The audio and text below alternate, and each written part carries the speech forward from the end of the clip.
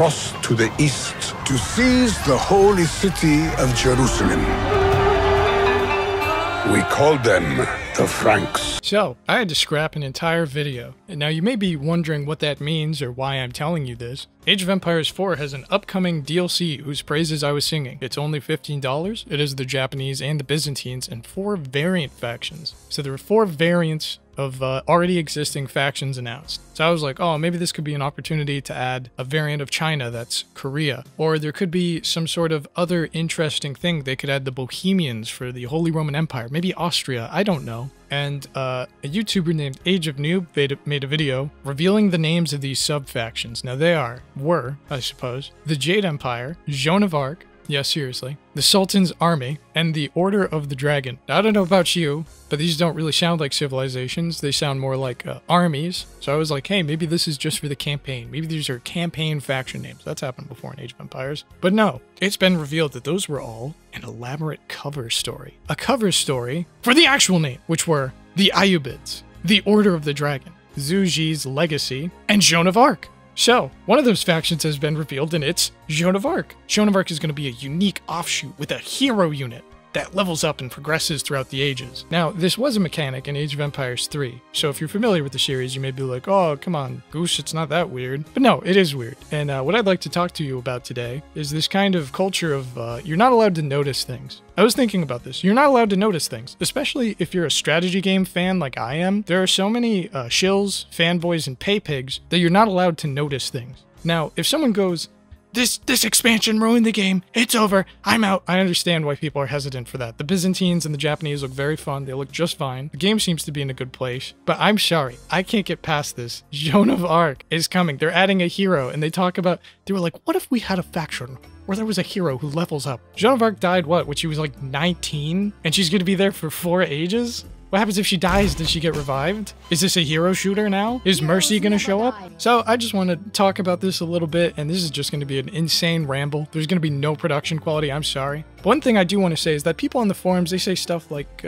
we should appreciate what we're getting. And by forums, a lot of these communities, you need to go to the Age of Empires forums, you need to go to the Steam discussions, always a fun place to be, and you need to go to the subreddits. And in the subreddits, they're like, what's with all this negativity? People whining and malding. Well, I'm not going to be posting any whining or malding, okay? I'm going to kill the devs. That's right. I am going to Relic Studios. I am going to kill them. So you don't need to worry about any mean posts, anything that could potentially hurt someone's feelings, because that's obviously of the utmost concern. What if you ruin the day of someone? That could be wait, Relic Studios is in Vancouver?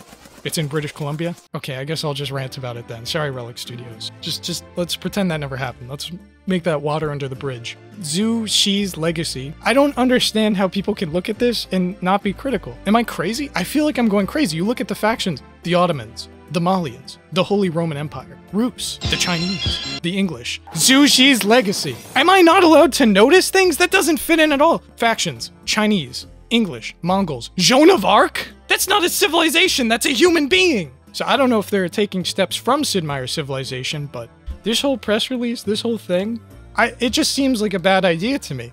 Am I not allowed to look at this and say, I don't know if these people have the chops to balance a hero-based faction. It'll either be really weak and useless, and I guess no harm, no foul. I mean, it's technically just kind of this baggage that's coming with the DLC. It has nothing to do with the campaign, by the way. The campaign is called the Sultans Ascend, because it takes place in the Middle East, and it's supposed to be, the Crusaders, like the Order of the Dragon, maybe the Byzantines, I don't know. It's versus the Ayyubids, who aren't even the main focus of the DLC. They're a variant civ. Why is it an existing faction that didn't get a variant, and the Ayyubids were a variant civilization? What if you cut out Joan of Arc, and instead put in another Islamic faction? Wouldn't that make more sense? Am I crazy? I feel crazy. I feel like I'm being gaslit. Because everyone in the community is like, everyone thought this was a bad idea. And now we've seen the next press release telling us this is a good idea. Another thing I want to point out is that in the actual update they had, there's like so many killer quotes. But the funniest one to me is when they say, it's really awkward when you don't have it pulled up and you're all mad, right? You're sitting here just trying to maintain the anger that's completely unjustified.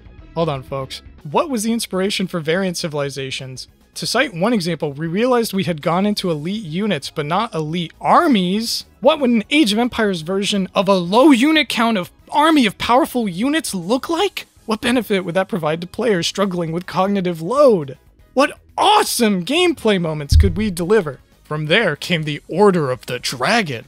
Why would you state that the birth of a faction was trying to think of how you could help cognitively challenged players? Like, hey, what if we made a faction for idiots? What if we made a faction for all the small brain people out there? I'll make it the Order of the Dragon. That'll probably sound nice. That'll probably attract them. Why would you state this? I'm going crazy. I'm going insane. I can think of 10 reasons why this is a bad idea. Now, I just want to specify that I'm saying that I think this is a bad idea. If it ends up being a good idea, then you go, oh, I'm sorry. I was wrong. It's a good idea. But this concept that you just can't even get to that point, you need someone to tell you that you're actually wrong. Look, they made a release. Now it's good. Don't ask questions. Just consume product and then get excited for next products. It's infuriating. And you deal with it with all these games. And I think this is a thing for every video game, but it's so bad in the strategy game community. Like, it's frustrating. You're looking at the Total War DLC where it's $25, it's more than it used to cost, and one of the factions is all these reskins, like, ooh, these are Russian wolves. Because there's already wolves and bats and stuff in the game, there's this whole campaign mechanic where the Mother Ostankia can get the wolves and the bat, but they're just reskinned assets. It's like, oh, this is a flavor faction. But those aren't the standards of Total War Warhammer, okay? You used to get factions that were really interesting and had new mechanics for them to recycle later for free content. Now the free recycled content is part of the paid DLC, which costs twice as much. So, I mean, that's it. If you're just buying this DLC for the Japanese and the Byzantines, they look fine to me. They look great. Apparently the Japanese are going to have a cavalry focus. That's cool. I've watched anime. So yeah, this was just a mini rant because, yeah, I think the founder of Neo-Confucianism is not as exciting to me as a whole new civilization. I don't know if it even warrants a, quote, variant civilization. Personally. That's me. Personal opinion warning. Put that up there. But anyways, I'm going to be returning to my Company of Heroes 3 review. I know if you're a Stone Shard viewer, you're probably wondering where the guide is. That's not really in production yet because I need to figure out my life. And by my life, I mean I need to figure out speed hacks for Stone Shard. So if any of you kind fellows want to share Stone Shard modding tips, I'm all ears, but I'm sure I can find that through Google. But be sure to look forward to my upcoming content. Hopefully more whiny, unhinged rants to come. And for all of you who've stuck around, I'm sorry. Have a good night, have a good day, eat a snack, make sure to have lots of protein. If you're trying to build muscle, have protein. Eat half your body weight in ounces in chicken. And if you're European, eat 3/4 of your body weight in grams of chicken. And you'll be strong as an ox.